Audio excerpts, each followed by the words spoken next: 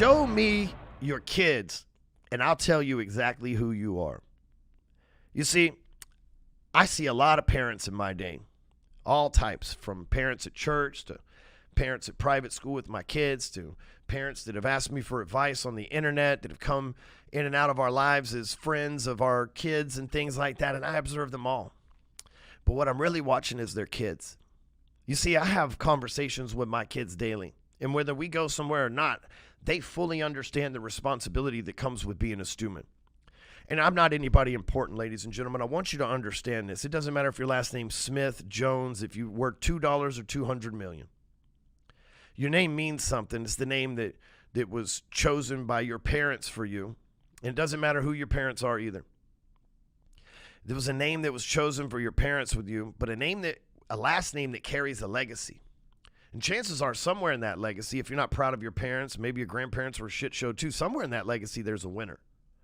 And somewhere in that legacy with that winner, they share your DNA. That means you have it in you. But here's the thing. I watch people's kids, and I tell them, I watch people's kids because I tell my kids that our name means something. And your name means something too, right? You're a winner. You have it in you. And your name means something. And so when I talk to my kids about going places, I say, when we get here, don't forget we're Stewmans. What do? We believe in our core values, right? Responsibility, integrity, service, excellence. We have a mission to help as many people as possible, and people are watching us. So you guys got to be on your best behavior at all times. See, my kids are worse at the house than they are at other people's places. I get compliments all the time. People say, man, your kids are amazing. They listen so well. My kids are they're my and Amy's DNA. My kids are wild as shit, but they understand at a young age the responsibility of our last name and how we must carry ourselves. And so when I see other people's kids and they don't behave right and they're wild and they don't listen to their parents, I listen to some of these kids talk back to their parents and not listen and throw fits and stuff like that, man, in public. In the house is one thing.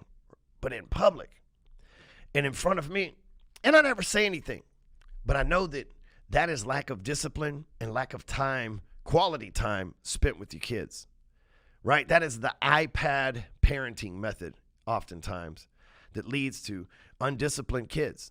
You see, my kids, they wake up every single morning. They have a routine. They set the alarms go off in their rooms. They wake up. They come downstairs. They put their uniforms on. They make themselves breakfast. They go, they get their teeth brushed, they get their hair done, they meet at the door by 7:45 a.m., ready to load up in the Escalade and go to school. They know that. That's their routine. It's discipline. I don't have to remind them. I don't got to chase them down.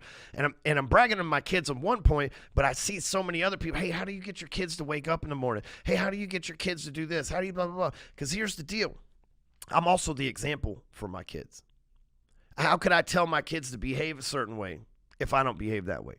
How can I expect my kids to carry themselves a certain way and respect our last name if I'm not putting respect on our last name? See, as a parent, it's up to you to lead the children. Too many people want to be their friends. We can be friends when they're in their 20s and 30s. I ain't hanging out with youngsters anyway. You know what I'm saying? It's kind of against the law. I'm just being real. So we can be friends when they're in their 20s and 30s. But I'm going to be the disciplinarian. High love, high discipline. I'm going to be the disciplinarian in their life through their younger years. Once they're 18, the world's going to discipline them. But see, the way that I discipline isn't with a belt, isn't with my fist. It's with my words. It's how I speak to them. It's how I talk to them. It's how I'm real with them. My kids are never going to grow up and go, I had no idea Dad cussed. My kids are never going to grow up and go, I had no idea Dad drank and smoked. My kids aren't going to grow up and go, I didn't know Dad was hiding a past of ex-wives in prison. I'm not proud of any of that. But I get to leverage it with my kids to say, here's the mistakes I made. Don't do that. I'm telling you it doesn't lead down a good path. And because they see it, that I've turned it around, I get to be that example. Same thing for you. Make your last name mean something for you. It'll make it mean something for them.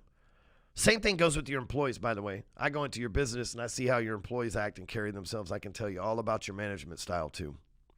So your kids are a reflection of you, whether you realize it or not, every single where you go.